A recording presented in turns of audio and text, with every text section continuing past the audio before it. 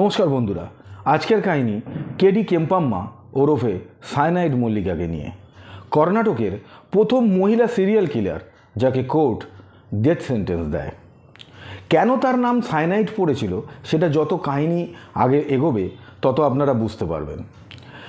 আমরা নর্মালি যখন আমাদের সব ঠিকঠাক চলে তখন কিন্তু আমরা ঠাকুরের কাছে বা ঈশ্বরের কাছে একটু কম যাই। যত আমরা বিপদে পড়ি, কোনো সমস্যার মধ্যে পড়ি, তখন কিন্তু আমরা ঠাকুরের কাছে একটু বেশি যাই। কেম্পাম্মা এই বিষয়টাকে কাজে লাগিয়ে কিভাবে একের পর এক হত্যাকাণ্ড চালিয়েছিল সেইটা নিয়েই আজকের কাহিনী। কেম্পাম্মার জন্ম কর্ণাটকের কাগালিপুরামে, খুব গরিব পরিবারে, প্রায় খেতে পেত না এরকম পরিবার। ফলে পড়াশুনোও তার বাবা মা তাকে বেশি দূর করায় না, তার বিয়ে দিয়ে দেয় একজন টেলারের সঙ্গে। কিন্তু কেম্পাম্মার শুরু থেকেই তার ভালো খাওয়া, ভালো জামা কাপড় পরা এবং গয়নার প্রতি প্রচণ্ড লোভ ছিল। কিন্তু টেলারের সঙ্গে বিয়ে হওয়ার পরও যেটা তার বাপের বাড়িতেও মেটেনি, টেলারের সঙ্গে বিয়ে হওয়ার পরও সেটা তার মেটে না। তাই সে স্বামীকে রাজি করায় একটা চিটফান্ড খোলার জন্য। ফলে তাদের যেটুকু সঞ্চয় ছিল সেইটুকু দিয়ে তারা একটা চিটফান্ড খোলে। কিন্তু এই চিটফান্ড তাদের চলে না, লস হয়। এরপরে কেম্পাম্মার স্বামী সে এই লসের জন্য কেম্পাম্মাকেই দায়ী করে। 1998 সালে সে কেম্পাম্মাকে বাড়ি থেকে বার করে দেয়। এই সময় কিন্তু তাদের 3টে ছেলে মেয়ে ছিল। এরপরে কেম্পাম্মা বাড়ি থেকে বেরিয়ে আসার পর বিভিন্ন রকমের কাজ করে, কখনো লেবারের কাজ করে, কখনো বাড়িতে যে কাজের লোক হয় সেই কাজ করে। এবং সে ছোটোবেলাতেই একটু স্বর্ণকারের কাজের বিষয়ে জানতো, তাই সে স্বর্ণকারের কাজও করে। এরকমই এক স্বর্ণকারের দোকানে কাজ করার সময় মালিক, যেহেতু সে মহিলা, তার বাড়ির কাজের জন্য তাকে অনেক সময় পাঠাতো।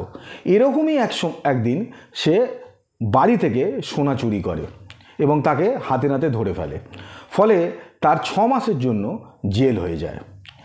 এরপরে জেল থেকে বেরোবার পর সে আরও বিপদে পড়ে। তার কারণ তার সবাই জেনে যায় যে সে জেল কাটা আসামি, তার কারণ সে বাড়ি থেকে চুরি করেছে। ফলে বাড়িতেও তাকে কেউ কাজের জন্য রাখে না। এই সময়ের পর থেকে কেম্পাম্মা মন্দিরে থাকা শুরু করে।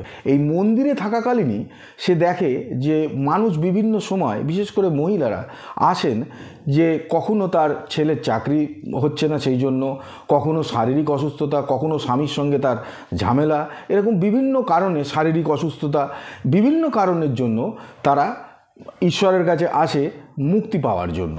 কেম্পাম্মা এটাকেই ভাবে কাজে লাগাতে। সেই মতো 1999 সালের 19 অক্টোবর সে প্রথম খুনটা করে। কিভাবে করে? যারা এই মন্দিরে আসে তাদেরকে বলে যে সে ভীষণ ধার্মিক, স্পিরিচুয়ালি সে ভীষণ অ্যাক্টিভ এবং সে জানে যে কি করে এর থেকে মুক্তি পাওয়া যাবে। এবার যে বিপদে পড়েছে সে অটোমেটিক তার কথায় বিশ্বাস করে, কারণ যেহেতু কেম্পাম্মা মন্দিরেই থাকে। এবারে সে ওই ভিকটিমকে বলে যে একটা পুজো করতে হবে। সেই পুজোটা কিন্তু সে মন্দিরে করে না, মন্দির থেকে আশেপাশে কোনো একটা জায়গায় গিয়ে, ফাঁকা জায়গায় গিয়ে বলে সেদিন ভিকটিমকে নতুন শাড়ি পরে আসতে হবে এবং তার যত গয়নাগাটি আছে সেগুলো পরে আসতে হবে। এরপরে সে একটা পুজো করে দেবে, তারপরে সে তার যে সমস্যা আছে সেটা থেকে সে মুক্তি পেয়ে যাবে। মমতা রাজন বলে 1999 19 অক্টোবর মমতাকে সে ডেকে পাঠায় এবং যেরমভাবে নতুন শাড়ি পরে সে গয়নাগাটি পরে আসে এবং তারপরে পুজো করতে বসে কেম্পাম্মা। পুজো করার পরে সে হোলি ওয়াটার তাকে খাইয়ে দেয়। এই হোলি ওয়াটার আর কিছুই নয়, সায়ানাইড। সে মমতা রাজানের নাক টিপে ধরে এবং তাকে ওই হোলি ওয়াটার খাইয়ে দেয়। এইটা খাওয়াবার সময় সে বলে ভিকটিমকে বা মমতাকে যে এরপরে সে মুক্তি পেয়ে যাবে।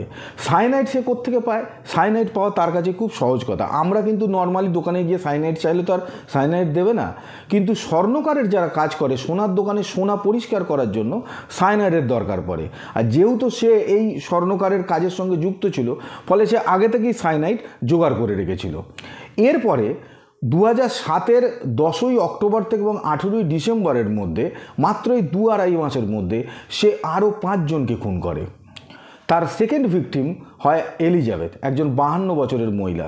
তার প্রবলেম ছিল যে তার যে বড় নাতনি ছিল সেই নাতনিকে সে অনেক দিন ধরে খুঁজে পাচ্ছিল না। পুলিশে গেছে, বিভিন্ন মন্দিরে গেছে, সবার কাছেই বলেছে, কিন্তু কোনোভাবেই খুঁজে পাওয়া যাচ্ছিল না। কেম্পাম্মা তাকে বলে যে এই পুজোর পর তার নাতনিকে খুঁজে পাওয়া যাবে। এইভাবে সে সেকেন্ড মার্ডার করে।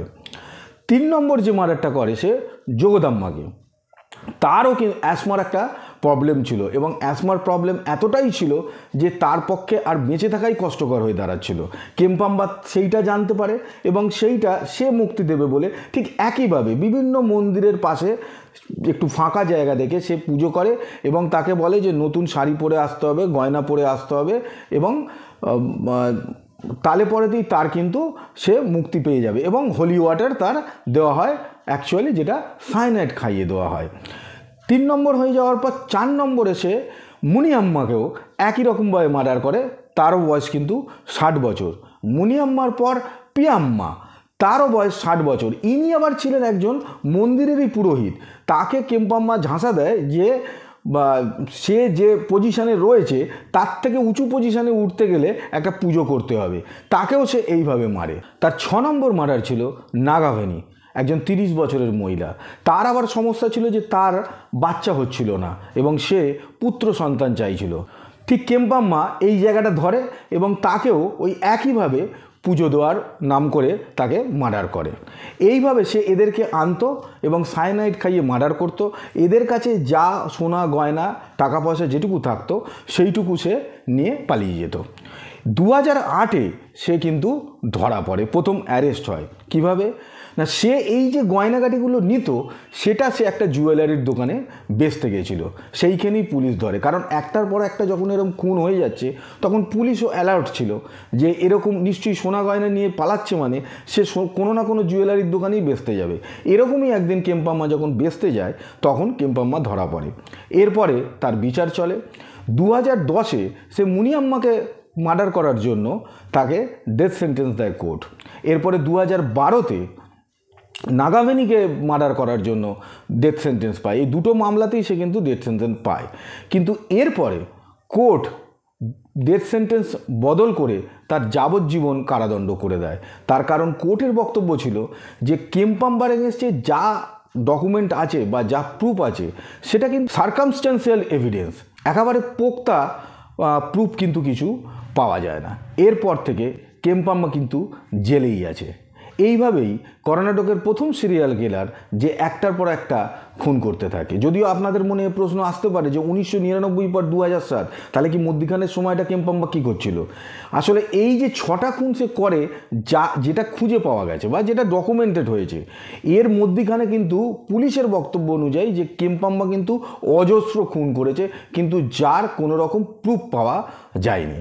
এটাই ছিল আজকে কর্ণাটকের প্রথম সিরিয়াল কিলার যে একটার পর একটা খুন করতে থাকে আর পুলিশ সেই অর্থে কিন্তু কিছু করতে পারে না। মানুষকে বোকা বানিয়ে, মানুষের অন্ধবিশ্বাসের সুযোগ নিয়ে সে তার মনোবাঞ্ছা পূরণ করতে থাকে। যদি এই ভিডিওটি ভালো লেগে থাকে তাহলে লাইক করবেন, সাবস্ক্রাইব করবেন, আর যদি চান সবার আগে আমার ভিডিও আপনার কাছে পৌঁছে যাক তাহলে বেল আইকন প্রেস করতে ভুলবেন না। দেখা হচ্ছে পরের ভিডিওতে নতুন কাহিনীর সঙ্গে। ততক্ষণ ভালো থাকবেন, ভালো রাখবেন। নমস্কার।